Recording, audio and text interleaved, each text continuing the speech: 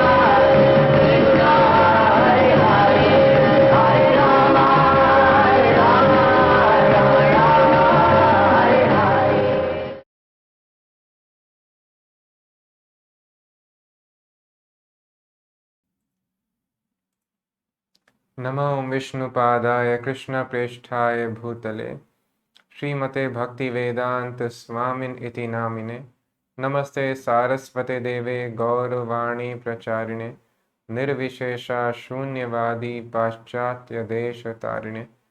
जय श्री कृष्ण चैतन्य प्रभु नित्यानंद श्री अद्वैत गदाधर श्रीवासादि गौर भक्त वृंदा। हरे कृष्ण कृष्ण कृष्ण हरे हरे, हरे Ram Ram Ram Hare Hare. Hare Krishna. A very warm welcome to all of you on day 20 of Srila Prabhupada Leela, Battle for Bombay. So Srila Prabhupada is doing a program in Ahmedabad and a Mataji, a woman devotee, arrives from Bombay. Srila Prabhupada, being doubtful that his disciples may surrender to the cheating of Mr. N, the proprietor of the Juhu land, they might cancel the deal. So Prabhupada immediately sent her back with the message, do not cancel the deal. But then he gets a call from the person in charge. And what he was expecting actually had happened. The deal had been cancelled. So Prabhupada tells with a feeling of mixed anger and remorse, then everything is finished. But Srila Prabhupada was not the one who would give up, especially when something has been promised to Radha and Krishna themselves. So let us see how Prabhupada then dealt with the situation. I shall be the last man to give up Hare Krishna land to the rogue Mr. N, Prabhupada wrote to a life member just before leaving Ahmedabad for Bombay. Prabhupada was now immediately planning how to rectify his disciples' mistake. No money had yet been transferred, so perhaps it was not too late. Mr. N could not possibly understand why Prabhupada was so determined in his fight to keep the Juhu land. Not that Prabhupada had kept his motives hidden, but only a devotee can understand the mind or actions of another devotee. Mr. N was dealing with Prabhupada just as he had dealt with C Company. He had cheated the previous company also. He would keep the security amount, lakhs of rupees, and not give them the line telling that you have delayed for the payments. He had cheated them and now he would cheat ISKCON. He could only surmise that Prabhupada and his disciples were driven by the same motive as he himself. The only motive he could understand, material possessiveness. Actually, even Prabhupada's disciples were having difficulty because they are thinking Prabhupada does not understand. We are having so many problems here, not a proper place to live. We are getting so many diseases, malaria, hepatitis, then all kinds of insects and mosquitoes, rats, snakes, moths, and this land doesn't seem to be good. It is in the outskirts in a village. Who will ever come here? And despite all these difficulties, Prabhupada is hell-bent. So even disciples were not able to understand. So much land is there in the city, anywhere we can take. Why Prabhupada is so adamant? Prabhupada's main motive was to preach Krishna consciousness in Bombay. Srila Prabhupada said, "My Guru Maharaj ordered me to preach Krishna consciousness in the West, and I have done that. Now I want to preach in India." Bombay was the most important city in India, the gateway.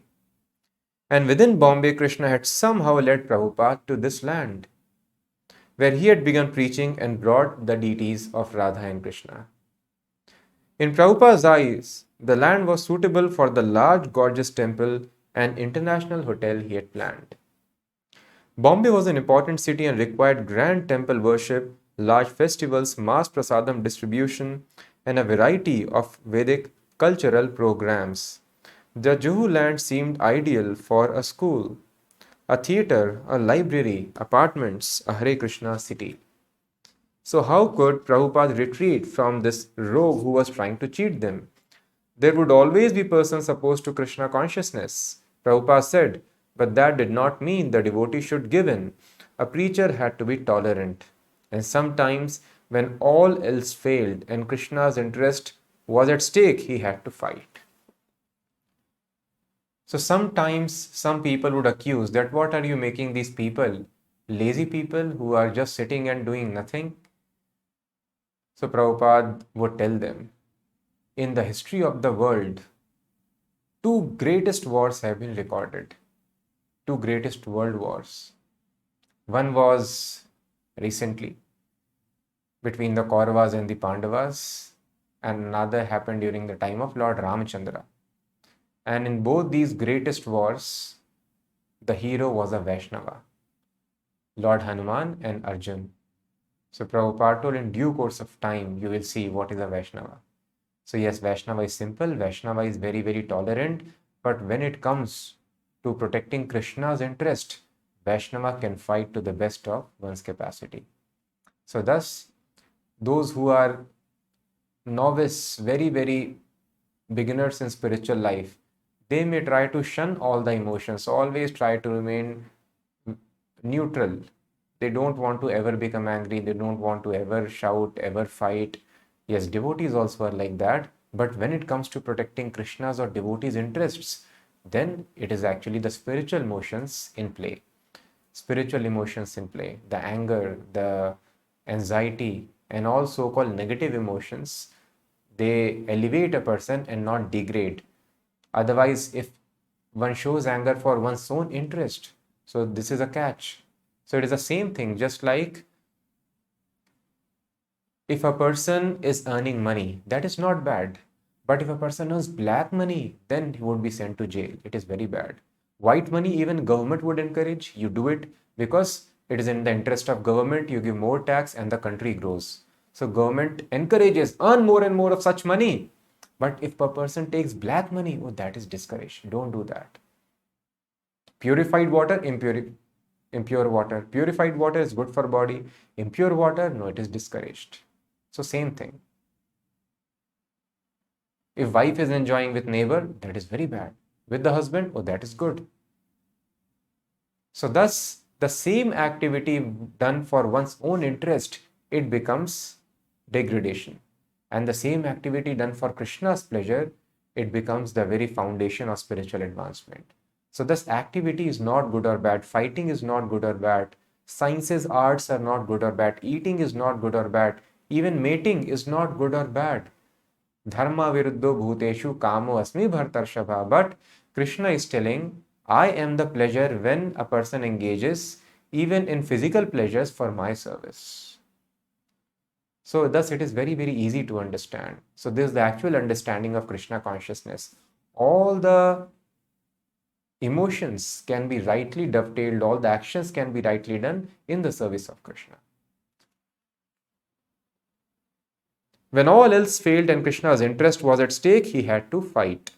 Another reason Prabhupada refused to give up this particular plot of land was that, very important reason, he had promised the deities Radha Ras Vihari. He had invited Krishna here and prayed, Dear sir, please stay here and I will build you a beautiful temple. So Prabhupada would tell that if you are inviting Krishna, you think 100 times before opening a center, before inviting the deities. And once the deities have been invited, then you cannot close it. Then it's a great insult that we could not do anything to do service of Krishna. We invited Krishna and now we are telling Krishna, I cannot serve you, sorry, in this place. So that is very great insult to the deities. You invite a guest and then you tell, no, we are closing it up. I'm sorry for invitation. So Supreme Personality of Godhead, you are invited, so do not invite. You think 100 times whether you will be able to maintain seva or not. But once the deities have come, then you have to maintain seva somehow or the other. So this the devotees, Mr. Nair anyway, and could not understand. Devotees could not, even because they also were very new, but Prabhupada was understanding. Deities Radha Ras Vihari, they are Radha Krishna personally. Now that I have invited them, then we have to arrange and continue for their seva. We cannot back now at this stage.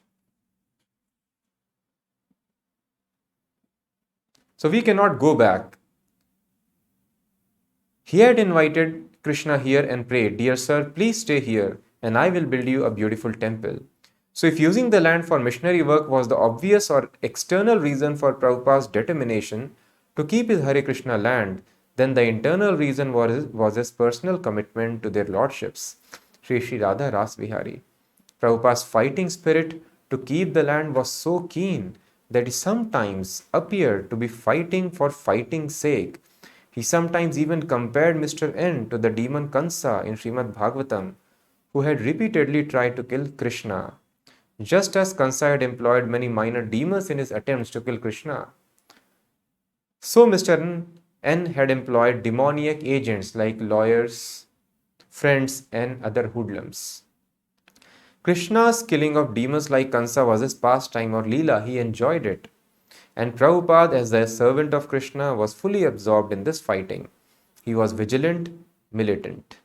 When Mr. N bluffed or frightened the devotees, causing them to back down, Prabhupada held his ground. He took naturally to the fight. Krishna and Krishna's mission were being challenged. Prabhupada was acting as the protector and the parent of the deities and of ISKCON Bombay.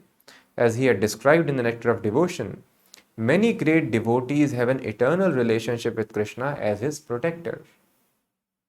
When as a child Krishna had fought the serpent Kaliya, Krishna's mother and father had been plunged into transcendental anxiety. They had seen their child entangled in the coils of the serpent and fearing for Krishna's life had wanted to protect him. The eternal mother and father of Krishna always worry that Krishna may meet with harm, and when danger appears to come, their natural anxiety increases many times. In this way, they show the most intense love for Krishna. Srila Prabhupada's mood was to protect Radha Ras Vihari and also his Krishna consciousness movement. All they knew that Krishna was the supreme protector and that nobody could oppose his will. Out of a protective desire to spread Krishna's glories, he feared that the demon Mr. N might harm Krishna. So just like Krishna has various incarnations, Krishna comes in his original form 5000 years ago. Then Krishna incarnates as book, Srimad Bhagavatam. Krishna incarnates as compiler of Bhagavatam, Maharshi Vedavyas. Similarly, Krishna incarnates in the form of institution also. So this Hare Krishna movement, what we have got Prabhupada told, this movement also is an incarnation of Krishna. And just like as soon as Krishna took birth, so many enemies came up. So now that we see the movement has come and so many people have started opposing Prabhupada and the movement. So this means Krishna has taken birth. As soon as Krishna took birth, so many difficulties. Before that, there were no difficulties in the Nandgaon and Gokul. And Prabhupada also told, even though so many difficulties came, big demons came, they could not harm Krishna. In a similar fashion, nobody can harm this Hare Krishna movement. So Prabhupada told, you have to follow the regulative principles very, very nicely. Your daily routine program, 16 rounds of chanting, 4 regulative principles. And if you follow these things nicely, then nobody can harm the movement. If you keep your purity, then you are as strong as Krishna. But if you lose your purity, then everything would be a failure. So we have to be cautious. If you maintain rules and regulations nicely, we maintain purity, then nobody can harm the movement. We are as good, as strong as Krishna because we are connected to Krishna. Prabhupada's feelings of anxiety and protectiveness extended to his disciples also. He saw them as children with little worldly experience. They did not know how to deal with rogues and could be easily tricked. But if the son was gullible, the father would have to be shrewd and strong to protect his family. As protector of the devotees and of Krishna's mission, Prabhupada wanted to establish good housing so that his disciples could serve Krishna in comfort, even elegance. Prabhupada's spiritual master, Bhakti Siddhant Saraswati, had taught the same thing when he said that preachers of Krishna consciousness should have the best of everything because they are doing the best service to Krishna. So Prabhupada compares the preachers to the soldiers and he gives example when there was war.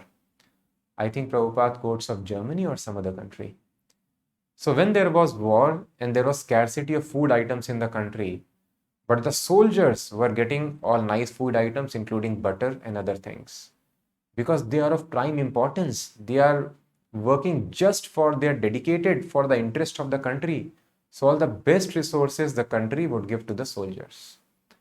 In a similar fashion, Prabhupada told people do not understand. They are struggling uselessly in this material world. But if you work for the interest of Krishna, the master of spiritual and material worlds, then all the material facilities also follow automatically. So because the devotees are considered as soldiers by Krishna, they are at the forefront of battle in this war against Maya, illusory energy of Krishna. They are given the best protection and the best care by Krishna. So thus Prabhupada gives example also when there was artificial famine created and people were not having sufficient food and it was very, very difficult. Great shortage of food items was there. But Prabhupada told, I made a survey. I went around and I spoke to the devotees, even in some remote places, but the devotees somehow did not face any difficulties. So Prabhupada told, it is my experience. The devotees, even when entire country was suffering, they did not face difficulties. They were protected. In a similar fashion, Prabhupada told, many times the devotees ask when we discuss about Vedas and Vedic predictions, that Prabhu, something is mentioned about COVID and this problem. So it's not a very major problem. Like this, many, many more severe problems are going to come. This not even the beginning. Because we are breaking all the laws of nature, especially meat eating is increasing like anything. Mother is killing child in the womb. Every 4th child is killed in the womb. That is the world statistics. Just imagine. Every 4th child is being killed. Mother is supposed to protect, but mother becomes a killer of child. What is civilization?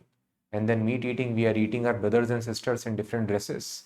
So who can save such a civilization from many such disasters? But Prabhupada told, the holy name of Krishna will protect, the devotees will be protected by holy name in all such dangerous things which are yet to come. So thus we should take firm shelter of holy name by serving the holy name very nicely. Holy name is also incarnation of Krishna. So we serve holy name by chanting, hearing nicely, and engaging other new innocent people also in the service of holy name. So thus holy name will protect us.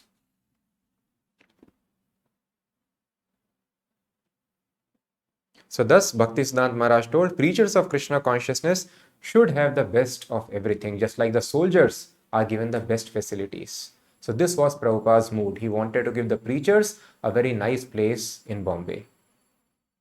He did not take the attitude of a naked mendicant who cares for nothing of this material world. He felt responsible for his thousands of disciples, and therefore he took on so many anxieties. So this is the mood of a Vaishnava. For himself, you see Prabhupada's room in Vrindavan, Radha Damodar temple, unpainted wall, and the plaster is falling out. Prabhupada is not at all worried. And when some spiders were there in the room, and the disciples wanted to drive it out, or somebody, some well-wisher was there, Prabhupada told no. So their ancestors have been living here for such a long time. And why, how we can drive them out? Of course, this is another mood. So Prabhupada is telling how we are claiming that we are proprietors of this room. They are also living in this room. We are also living in this room, and both the things belong to Krishna. So of course, Prabhupada gives different instructions at different times. So it is important to maintain cleanliness, but the instruction is we have no right to kill anybody, especially when the devotees were going vegetables and some rodents were disturbing and spoiling the crops. So natural practice, Prabhupada was approached by some devotees that can we kill them? Prabhupada, what is this? How can we do this? You grow enough so that they also can eat and you also can eat. This is spiritual communism. Not that what you are producing belongs to you. Produce enough for everybody and then you also take. So thus this is the mood of a devotee. For himself, he is satisfied with a very humble dwelling, 2 small old broken rooms in Radha Damodar. But for the devotees, because they are serving Krishna, devotee wants to offer best of the facilities. And in this mood, this was Prabhupada's ambition for the project in Bombay.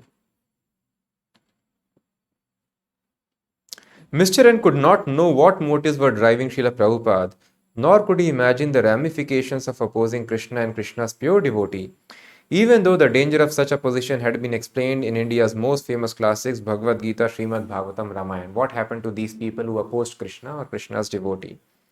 Prabhupada was fighting on the side of Krishna, therefore, Mr. N was opposing the Supreme Personality of Godhead. By Prabhupada's disciples' cancellation of the agreement, ISKCON's legal position had become weak. But Prabhupada had faith that if devotees just maintained possession of the land, their position would remain strong. At the same time, he urged the devotees not to stop preaching work by all these troubles which will come and go. Continue preaching. They should not think that without temple they could not preach. So he arranged for another big Bombay Pandal festival downtown, which proved to be a great success, with 20,000 attending nightly. Can you imagine? 20,000 people, it's a stadium. Every night they were coming to hear Prabhupada. Important guests like Mr. R.K. Ganatra, the mayor of Bombay, made introductory speeches. And the devotees also took an active part organizing, advertising, cooking and distributing prasadam, distributing Srila Prabhupada's books and preaching at a question and answer booth. The Pandal festival served to lift the devotees out of the doldrums of their protracted legal fight and the austerity of their living at Juhu. During the last week of January 1973, Prabhupada met with Mr. N at the residence of Mr. Mahadevia. Although Prabhupada's lawyer had filed a criminal case against Mr. N, Prabhupada wanted to have some out-of-court settlement. So Prabhupada went to this well-wisher's house, Mr. Mahadevia, Mr. N was there. And although Prabhupada was very, very graceful with Mr. N, and he was also externally at least respectful. But this time was different. Gone were the smiles and friendly words. The two were remaining barely civil to each other. After a few minutes, Prabhupada asked his disciples to leave the room. Speaking in Hindi, Mr. N began accusing Prabhupada and the devotees of being connected with the CIA. This was another trouble. And that early American devotees were arrested by Indian government. And they were thinking CIA is entering India now in the form of devotees. So he accused that you are CIA, you are cheating us. Said Mr. N tersely, I will come on Monday with a check for 2 lakhs to pay back your down payment. All right, Prabhupada replied. If you don't want to part with your land, then we will leave. But think before you do this. Mr. N continued his accusations. You people are calling yourself the owners of the land, but you are just a big disturbance to the whole area, getting up at 4 and all this nonsense. Prabhupada replied, we do not claim to be the owner. Krishna is the real owner. I am not the real owner. Krishna is already there on his land. Why are you bothering us so much? Simply take the money and give us the land. Or, if you want us to vacate, then prepare the check. Prabhupada had been speaking with restraint, but now his tone became angry. Bring out your check and we will vacate tomorrow morning. No, we will vacate tonight. Give us our money back. Have you the money? Mr. N shouted, I will remove the deities myself. I will break the temple and remove the deities.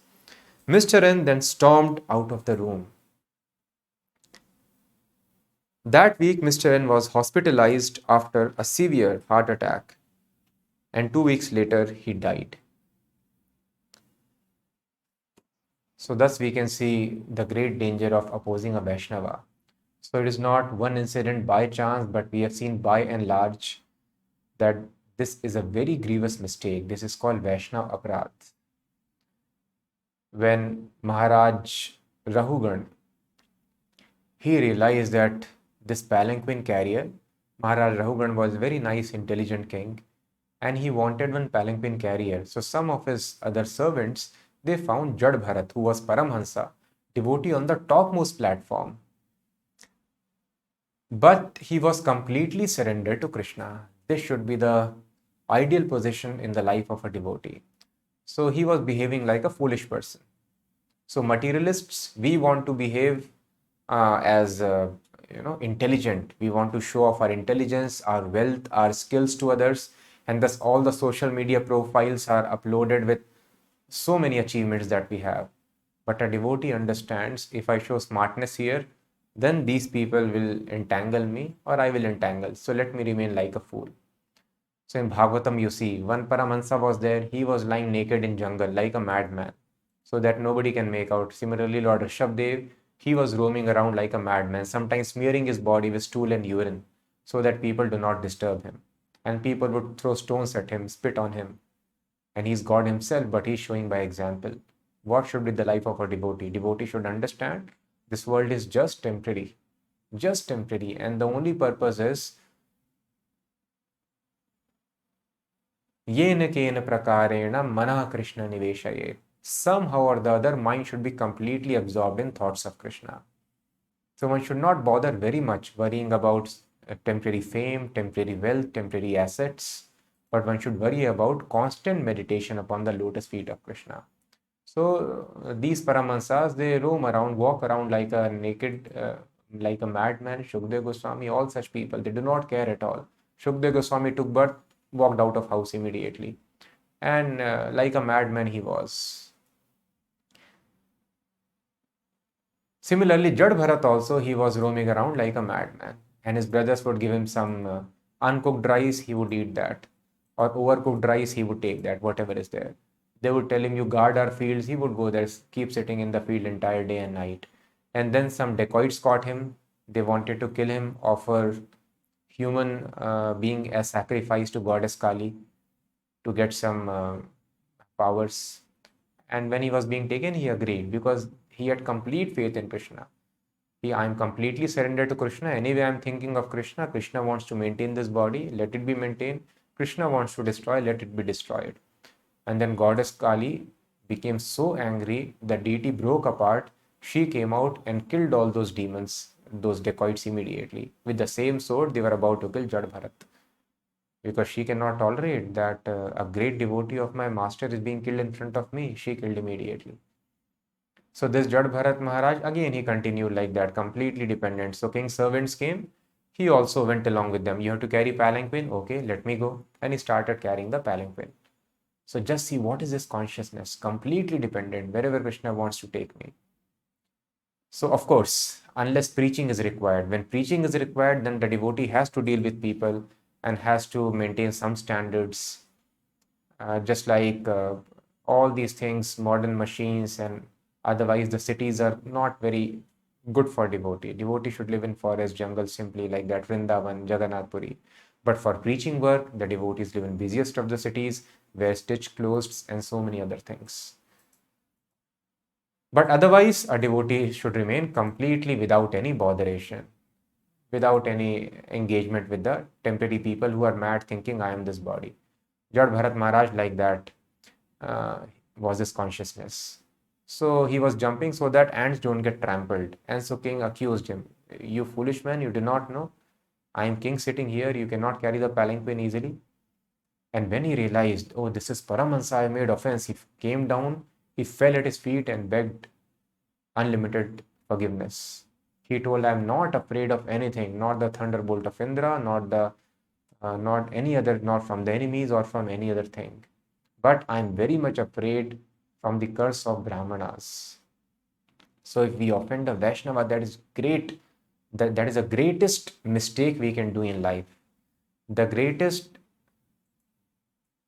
activity that can be done in life is service of Vaishnava, and the greatest mistake is offense to Vaishnava.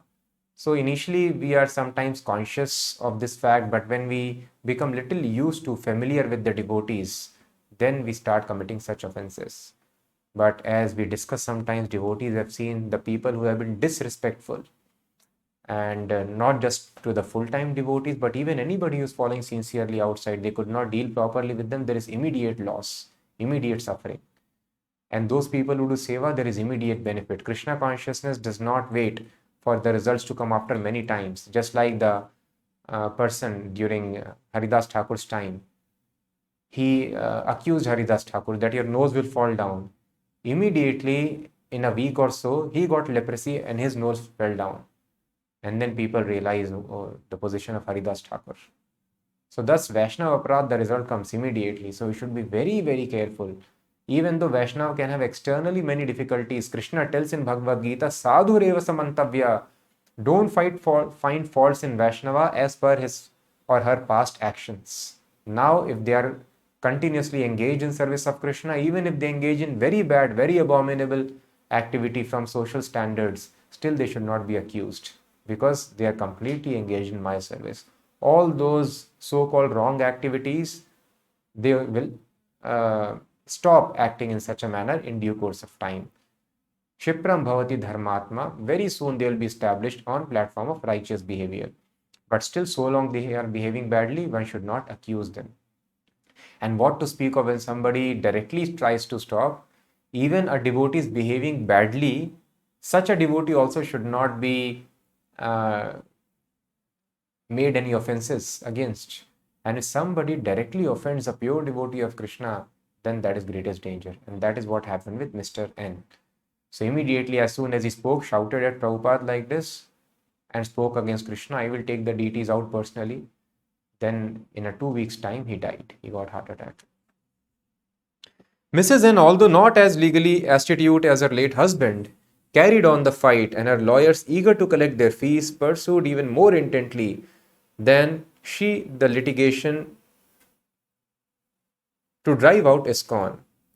In April 1973, at ISKCON's instigation, ISKCON case came before the High Court. There were tactical delays, however, and month after month passed with no decision. Prabhupada did not commit himself to construction on land because he had no deed and no assurance of one. He toured the West, returned to India, but still nothing had happened to resolve the matter. Life in ISKCON Bombay was peaceful, but progress remained stunted. The outcome uncertain. Then one day, without warning, Mrs. N launched a violent attack. On the morning of June 1, while devotees were attending to their routine duties, a truck drove onto the Juhu property. A demolition squad has come to dismantle the temple. Somehow Mr. N had convinced an official in the city government to authorize the demolition of the temple. A modest structure of brick and steel reinforced concrete. When Giriraj attempted to show the officer in charge a letter establishing ISKCON's rights, the man ignored the letter and signaled for the demolition to begin. Soon more trucks arrived until nearly 100 demolitionists working with blowtorches and sledgehammers, swarmed over the property. The demolitionists mounted ladders and began breaking the roof of the temple hall with sledgehammers. Others used torches to cut through the steel supports. The plan of demolition squad was to knock out the steel supports of the Kirtan hall and proceed methodically toward the deity house, wherein Radha Ras Vihari stood. The devotees tried to stop the demolition, but policemen soon appeared on the scene, and working in pairs would grab the dissenters by legs and arms and carry them away. In this way, all the devotees are picked by arms and legs and they were put into the police van. Police dragged the women away by the hair, while tenants on the land looked on. Some were glad to see the demolition, although others were sympathetic. Out of fear of the police, however, no one moved to help the devotees. One devotee, Manasvi, ran to the telephone and called Mr. Mahadevia, who, along with his friend Mr. Vinod Gupta, rushed to Hare Krishna land to find the police dragging off the last protesting devotee. She was a Mataji Pujari who was trying to lock the deity room so that it don't harm the deities at least.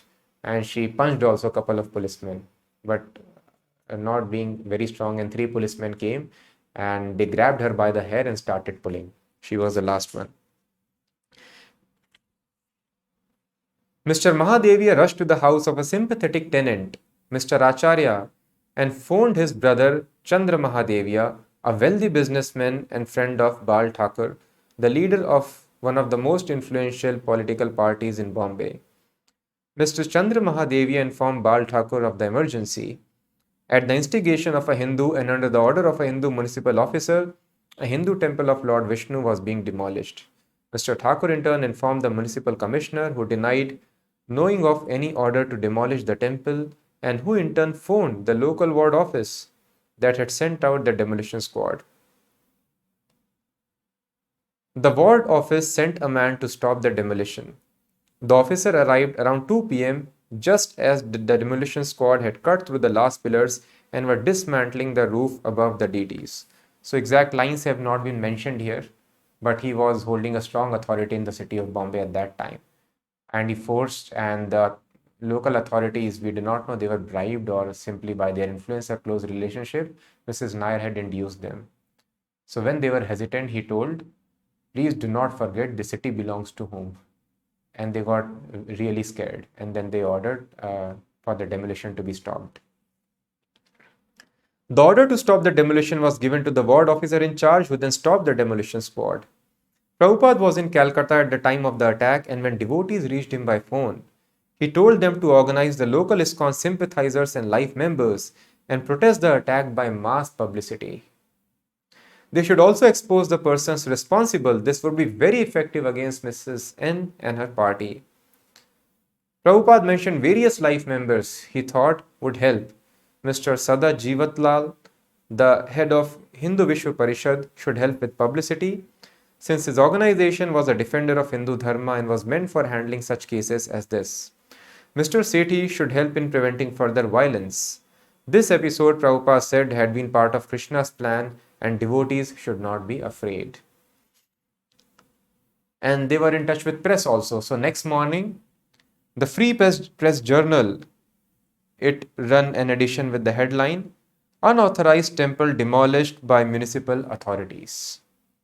Devotees began counteracting the bad publicity. So in house of one of the life members, they set up an office and they started doing calls and such PR work with all the media houses. And the public got to know that Hindu temple is being demolished here. And for no reason, such sincere devotees are being cheated. Then the whole public opinion, it went against Mrs. N and in favor of the devotees. So thus Prabhupada told this has been a plan of Krishna, and thus we see entire city is there in our favor now. Thus the plan of Mrs. N and her lawyers backfired. Although they had been thinking that they were dealing only with a mere handful of devotees, but now they soon got to know that they were now in fight with many influential people of Bombay. So this was Krishna's plan. So thus the good things which happen and the bad things also which happen, everything helps in spiritual advancement. So it was a very difficult thing. You can just imagine somebody is coming and taking down your house. So it's not easy. But what happened as a result of this activity, so many people who were connected with the movement, they got a chance to protect the movement.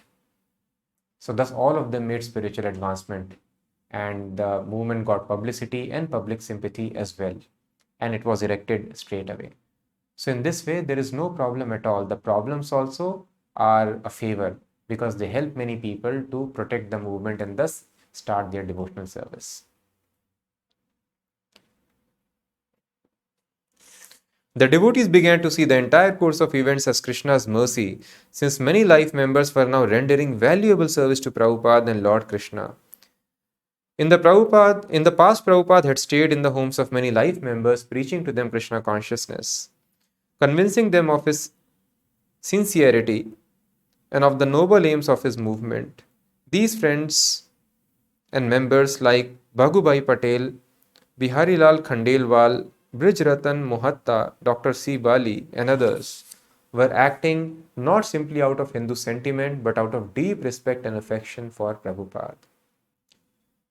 Giriraj, working with Sada Jivat Lal, tried to convince the municipal council to authorize the rebuilding of the temple structure.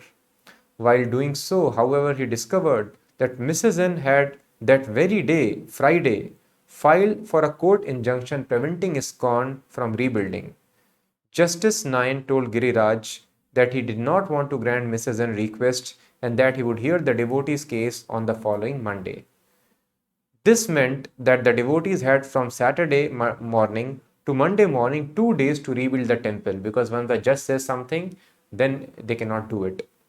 The devotees reasoned that although they had no actual permission to rebuild the temple, there was yet no law to stop them. If Justice Nayan ruled against them, then to rebuild would be very difficult. They decided therefore to use the weekend to rebuild. Mr. Lai, a former contractor, helped arrange materials, bricks, mortar, asbestos sheets. Mr. Sethi offered a crew of laborers. At 8 p.m. on Friday, the masons began their work, continuing throughout the night despite the rain. And on Monday morning, when the judge learned of the new temple, he declared, "What is built is built. No one can destroy the temples." When Prabhupada heard the news, he considered it a complete victory. The temple had been rebuilt and public opinion was swinging strongly in ISKCON's favor. So in this way, a stable situation and a favorable situation was achieved by Srila Prabhupada. Then Srila Prabhupada moved to Mayapur in 1973, June. Although the Mayapur building was not yet completed, Prabhupada had come there to reside. He took 2 adjoining rooms, one as a study and one as his bedroom, on the second floor. Meanwhile, construction work continued in the temple room and in other parts of the building. On his first day there, a storm struck with massive black clouds and high winds. The storm was brief, however, and damage was minimal. Prabhupada shares, "I have just now come to Mayapur and am very hopeful to regain my strength and health on account of being in this transcendental atmosphere. Every moment we are passing here in great delight." In the evening, the temple pujari Jananivas would come to Prabhupada's room with a clay pot of red coals and frankincense and fan the frankincense until the room was filled with smoke. This was to drive out insects, but Prabhupada also considered it purifying. Although he was sometimes disturbed by the workers' hammering, he found the atmosphere otherwise peaceful. Only a few devotees were staying there, and Prabhupada gave his attention to translating or to speaking with guests and to devotees, in charge of developing his Mayapur center. He would express his desires specially to Bhavanand Maharaj and Jai Pataka Maharaj, and worked his will through them. The devotees living in the building with Prabhupada considered themselves menial servants in Prabhupada's personal house. Of course, all the buildings in ISKCON belonged to Prabhupada, but Prabhupada took special care of Mayapur center. Other devotees were responsible for raising funds for their centers, but in Mayapur, Prabhupada personally made arrangements for raising the funds. He had begun a Mayapur Vrindavan trust fund of donations from his disciples and interest from bonds and security deposits. If money was misspent, energy misused, or the building damaged in any way, Prabhupada would become very concerned. Now that he was personally on the scene, he often walked about, giving detailed instructions and demanding that discrepancies be corrected.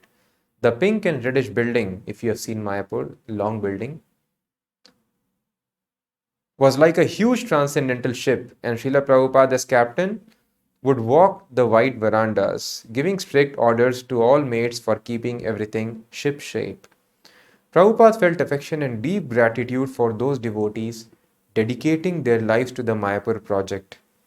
One night, he called Bhavanand to his room and began asking him about the devotees. Suddenly, Prabhupada began crying. I know this is difficult for all of you Western boys and girls, he said. You are so dedicated, serving here in my mission. I know you cannot even get prasadam.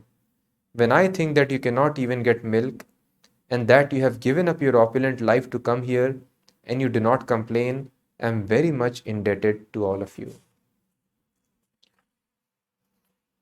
Thus, we see how Prabhupada is so much concerned with the devotees, and such deep affection he is feeling that Prabhupada would cry that these Westerners who are used to living in great comforts, they have sacrificed all those things and they are living in such humble conditions where prasadam is not available at times, milk is not available, and the living conditions are very, very rudimentary, as Bhavan recollects. The marble workers lived in some chatai houses right near the construction site. There was a hand pump just outside the building, and that's where we took our bath and where the workers got the water for the cement. Some distance off were two toilets, one for the men, one for the women. It was just two holes in the ground, that is toilet. And each hole surrounded by chatai wall. Chatai, we all know, right? Straw mats. So just straw mats are the walls, and a big hole in a pit in the ground is toilet. And one for men and another for women. So these were the toilets that they had. The storms and rain would come and we would have to sludge through the mud in the fields to go to the toilets. There were snakes all over the place. In Bombay, there were sometimes some snakes, but in Mayapur, there were snakes all over the place. It was wild. It was a construction site. No one lives on a construction site, but we did. Srila Prabhupada made us move there. It was good for us. No bathrooms, nothing. Just open floors with concrete. So thus, repeatedly we are seeing how devotees are sharing their realization, how Prabhupada would be moved seeing their dedication. So thus all these things are great blessings in our life when we take trouble, when we take penance, austerity in the mission. So if we are able to attract the attention of Krishna and spiritual master, then life is successful. Although the devotees endured the austerities of living at Mayapur Center construction site, they sometimes felt it was too difficult. But Srila Prabhupada never considered it too difficult, and he would encourage the devotees.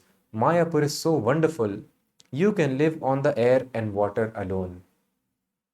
The surrounding grounds were rice fields, and to get to the temple building from the entrance of the property, a distance of more than 200 yards, devotees would have to walk on paths made by ridges of earth that separated one rice field from another. The kitchen, which was made of tarpaulin and bamboo, was located near the entrance to the property. The devotees had to live without electricity much of the time, so no electricity also. Since the power supply was often cut off, they would use kerosene lamps at night, and Prabhupada said the lamp should be taken apart every day, the wicks trimmed and the glass washed. In the future, he said, you should grow castor plants and crush the seeds and take the oil for burning. Prabhupada told the devotees how to build simple dwellings. He also wanted them to build a wall with a gate along the front of the property. They should build some small rooms, Prabhupada would call them hutments, along the temple wall, entrance wall. And in this way, devotees should live in those huts. They should plant coconut and banana trees. Even with the building incomplete, many guests were coming specially to talk with Prabhupada, who patiently spent many hours each day speaking about Krishna consciousness. So Prabhupada was so famous, even on construction site and some rooms ready without proper flooring, devotees would come. And very famous personalities also would come in a a place which is just in the middle of fields, 3 hours from Calcutta with not even a proper road. Sometimes he would remark that an individual had wasted his time, but he never stopped anyone from seeing him. One wealthy Hindu man, Mr. Brijratan Mohata, and his wife, a daughter of multi-millionaire R.D. Birla, visited Prabhupada from Calcutta. Srila Prabhupada took care in properly hosting his guests, and he personally reviewed the menu and briefed his disciples on serving Mr. Mohata and his wife. Offering prasadam was an important part of Vaishnava's etiquette, and Srila Prabhupada always stressed that the devotees immediately offer prasadam to visitors. You should always be able to offer water, hot puris, and eggplant, bhaji, fried eggplant, and sweets. Prabhupada said, even when guests appeared shy, Prabhupada would insist they take full meal. Mrs. Mohata, even though a member of one of the wealthiest families in India, was satisfied with the simple hospitality Srila Prabhupada and his disciples offered. The room she and her husband stayed in was unfinished.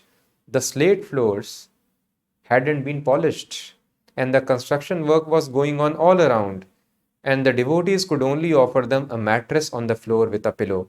Yet they appeared to be quite satisfied and appreciative. Bhavanand recollects.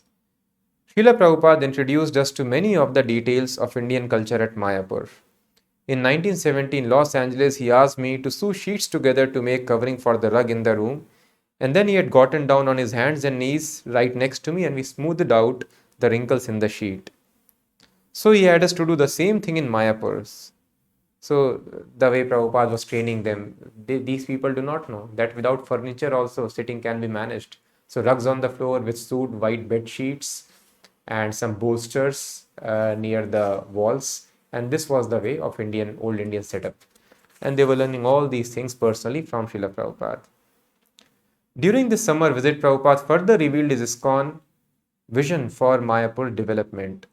The devotees were already aware that the plan was vast and would cost millions of dollars. They now had one building, but this was only the beginning.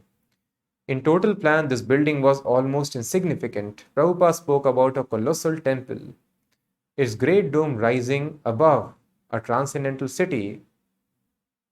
This Mayapur Chandrodaya Mandir would house the greatest planetarium in the world, depicting the universe as it is described in the Vedic literature.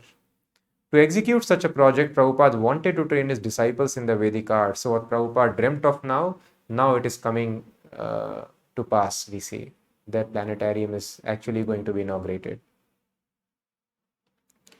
Bhaktisiddhanta Saraswati had been greatly interested in using dioramas to depict the Leela of Krishna and Lord Chaitanya, and now Prabhupada wanted his own disciples to learn the art by studying under local Mayapur artists. So then they were learning how to make dioramas and mridanga, how to make mridangas, and so many other things which were required for temple. Mayapur is already wonderful, being the transcendental birthplace of Lord Krishna. By utilizing Western talents to develop this place, certainly it will become unique in the world. The Mayapur city, Prabhupada said, would be the fulfillment of the desires of previous acharyas. The city would grow to a population of 50,000 and would become the spiritual capital of the world. With its gigantic temple in the center and separate quarters for Brahmana, Kshatriya, Vaishya and Shudras, the city would be a model for all other cities. The day would come when the world cities will be ruined and humanity would take refuge in cities modeled after Mayapur. So we should not expect that we have done great development. All this development will vanish overnight. Nothing happens by chance. This one thing we have to realize.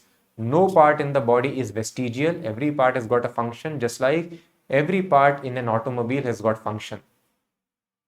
But we don't understand. Similarly, Prakritehi kriyamanani gunai karmani sarvasha. Mother Nature is planning, doing everything. We are but instruments. So these atom bombs which are being created, this is as per the plan of Durga Devi and they will be used. Nothing happens by chance. So just like everything was going on nicely and now we see for over a year people are locked in their houses. This pandemic has come. Similarly, overnight a war will erupt and the morning people may wake up to find they are there in their subtle bodies, they are dead. All the buildings would collapse. All the skyscrapers, skylines, whatever we see, they would be destroyed overnight. This is what happens in so-called advanced society. So earlier people are not dependent. Electricity is not at all required. Now there is power cut. You cannot even have water. Your purifiers will not work. So many difficulties will come. But earlier people were not dependent on electricity, were not dependent on water supply, were not dependent on any other supplies from outside. Their land, their cow is there, and that's it. They can live and they can die there in 4 acres of land with a cow. That is sufficient to support a family. But now we have developed the civilization which is highly complexly interdependent on so many factors, and it has become very, very unstable.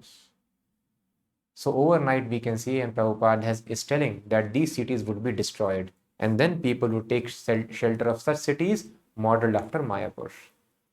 The development of Mayapur would mark the beginning of a Krishna conscious world. So Krishna conscious world is going to happen. Chaitanya Mahaprabhu has predicted.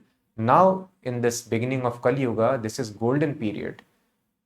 A situation like Satyuga will arise where all the people would be chanting, every town and village, every house, the name of Lord Chaitanya, they would become devotees. So this time is going to happen, Krishna conscious world. Many, many devotees would be there. Thus, the influence of Sri Chaitanya Mahaprabhu would increase and his prediction would manifest. In every town and village, my name will be chanted. Prabhupada said that Mayapur should eventually become more easily accessible by bridge from Navadvip, by motor launch up the Ganges from Calcutta, and from all parts by air. In Bengal, millions were by birth followers of Lord Chaitanya, and they would recognize and take up Krishna consciousness as the pure form of their own culture. There is a saying, what Bengal does, the rest of India follows. So if Bengal became reformed and purified by Krishna conscious example of American Vaishnavas, then all India would follow. And when all India becomes Krishna conscious, the whole world would follow. I have given you the kingdom of God, Prabhupada said to his Mayapur managers. Now take it, develop it, and enjoy it. So thus we see how the devotees are working very hard, struggling in Bombay and struggling in Mayapur. And with this struggle now we see very nice, elaborate and opulent projects have come up where devotees can live comfortably, visitors can come, and they are able to appreciate Krishna consciousness. So all this has got a background of immense struggle, determination and sacrifice of Srila Prabhupada and all his devotees. So further, how Srila Prabhupada settles all these affairs, we will understand tomorrow. So thank you so much for hearing today. So please try to share your realizations in the comments. Try to share the video also and try to like it. In that way, we'll be able to take it to more and more people. Thank you so much for hearing. We'll meet tomorrow again. Hare Krishna.